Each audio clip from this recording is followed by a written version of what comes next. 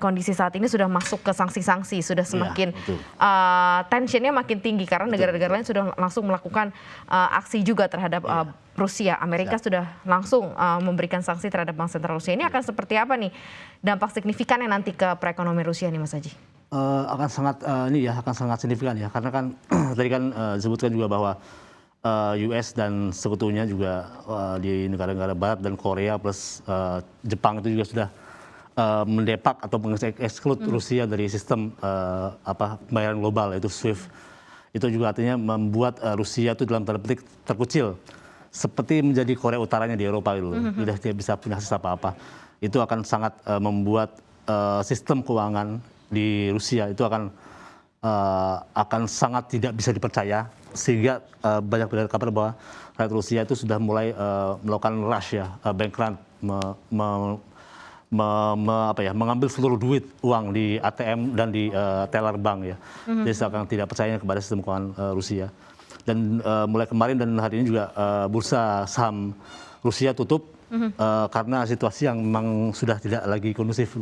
Berarti memang ini dibutuhkan aksi cepat juga dari dalam Rusia untuk segera menghentikan juga invasi di Rusia ke Ukraina sendiri ya Mas Haji. Kalau kita lihat dari secara keseluruhan nih, kan dari sisi aset seberapa besar sih sebenarnya asetnya Rusia nih? Dan kalau seandainya kita lihat apakah nanti akan ada pergeseran aset Rusia juga yang akan ngefek atau berdampak terhadap perekonomian dunia secara keseluruhan?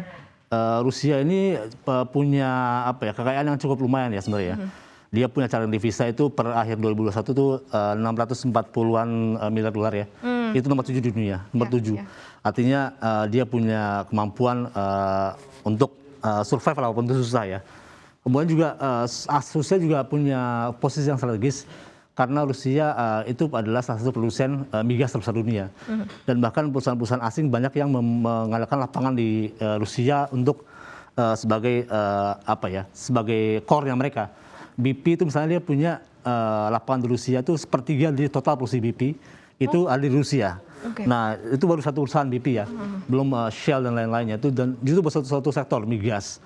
Nah itu tentu kalau kemudian BP, Shell dan lain-lainnya memutuskan untuk hengkang dari Rusia, maka ya dampaknya adalah ketahanan energi dunia, energy security itu akan terancam. Tapi kan sumber dayanya berarti punya Rusia begitu ya? Kalau mereka bisa nggak nanti akan jadi bergain sendiri nih Rusia terhadap apa yang dia miliki? Sangat bisa. Dan itu adalah sebuah senjata yang sangat ampuh bagi Rusia untuk posisi tawarnya, menaikkan posisi tawarnya. Itu sangat bisa. Itu sangat-sangat bisa begitu ya. Nah kalau kita lihat dampak atau efek signifikannya ke negara seperti Indonesia lah contohnya. Ada memang beberapa barang-barang yang kita ekspor begitu ya ke Rusia, seperti ada lemak hewan nabati dan lain-lain begitu ya. Nah ini akan seperti apa dengan adanya tension yang ada, dengan adanya sanksi yang diberikan kepada Rusia nih Mas Haji? Yang jelas kalau soal efek atau impactnya yang pertama kali paling immediate adalah di market ya, di pasar keuangan. Di mana investor tuh melihat bahwa situasi sekarang sedang sangat tidak menentu, sangat tidak pasti, sehingga investor lebih memilih untuk bermain aman ke safe haven asset seperti emas atau kemudian yen Jepang atau franc Swiss atau US Treasury bonds, sehingga kemudian aset-aset berisiko apalagi di negara berkembang seperti Indonesia itu tidak menjadi pilihan. Itu yang pertama. Yang kedua adalah komoditas, harga komoditas pasti akan naik. Seperti tadi bilang bahwa harga saat Rusia sebagai pemain migas utama dunia itu di blokade, maka pasti harga minyak akan naik. Saat harga minyak naik berarti harga komoditas penggantinya batu bara, kemudian gas pasti akan naik juga. Kemudian juga kalau batu bara dan gas naik ada kemungkinan sampai ke CPO, karena CPO itu kan biofuel ya, sebagai bahan baku biofuel. Nah itu juga akan sangat terasa di Indonesia karena Indonesia adalah eksportir batu bara terbesar dunia dan juga produsen CPO terbesar dunia. Itu akan berdampak positif ya, kalau harga CPO dan batu bara naik, tentu kita punya ekspor akan naik dan kita punya pendapatan akan naik, devisa naik, kemudian juga APBN juga bertambah PNBP-nya. Tetapi juga di sisi lain ada risiko besar yang namanya kenaikan biaya produksi dan kenaikan biaya energi. Jadi apakah kenaikan ekspor dari kenaikan harga komoditas itu bisa mengoffset kenaikan harga produksi dan bahan baku dan energi, Nah itu kita masih perlu lihat lagi ke depannya bagaimana. Nah tadi kan juga di-mention nih sama Mas Aji soal masalah emas ya. Nah Bank Sentral Rusia sendiri saat ini memborong emas ya untuk memperkuat dampak dari sanksi. Nah ini dampaknya akan seperti apa untuk aset emas secara keseluruhan. Nah seperti apa juga daya beli Bank Sentral Rusia begitu ya dengan aksi memborong emas ini nih. Ya kalau emas kan kayak barang lain ya, kayak barang lain bahwa semakin banyak yang permintaannya, semakin banyak yang mau, berarti harga akan naik. Kemudian juga tadi seperti yang sudah disebutkan bahwa Rusia punya cadangan devisa 464 miliar dolar. Jadi sebenarnya Rusia punya kekuatan, punya daya beli yang bagus kalau mau borong emas.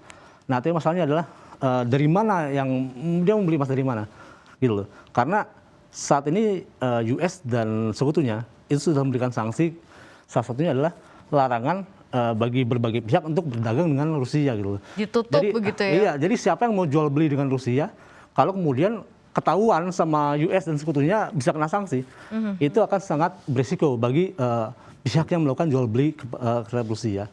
Jadi ya mungkin kalau Rusia mau memperkaya cadangan emasnya, memupuk cadangan emasnya adalah di domestik dalam negeri mereka.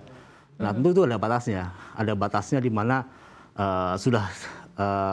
Rusia sudah tidak bisa lagi menambah atau memupuk cadangan emasnya. Kalau saat sekarang masih bisa begitu ya positioning Rusia sendiri untuk meminimalisir sanksi atau menumpuk emas nih saat ini seperti apa nih Mas? Karena Rusia itu adalah eksportir emas 9%. 9% ekspor emas dunia itu dari Rusia. Ya jadi cukup besar ya. Let's say 10% lah. Itu adalah jumlah yang cukup besar sebenarnya. Ya selama itu bisa di-take-in atau dimanfaatkan oleh Rusia untuk mensupport dirinya sendiri, itu mungkin bisa. Tapi itu adalah batasnya. Batasnya itu adalah situ. 10% itu adalah batasnya. Setelah itu semua dibeli, yang nggak bisa beli dari mana-mana lagi. Karena Rusia udah nggak punya akses keluar. Iya, karena di stop gitu ya, dan nggak boleh dagang dengan pihak lain. Gitu. Iya, karena kalau ada pihak yang ketahuan berdagang sama Rusia, itu pasti akan kena sanksi sama US. Iya, itu dia ya, lebih kemana-mana. Nah, sementara bagaimana dengan cadangan energi yang lain? Kayak tadi sempat juga kita ngobrol sama Pak Endra Sinadia juga yang mengatakan bahwa batu bara yang besar di kawasan Eropa adalah memang dari Rusia begitu ya.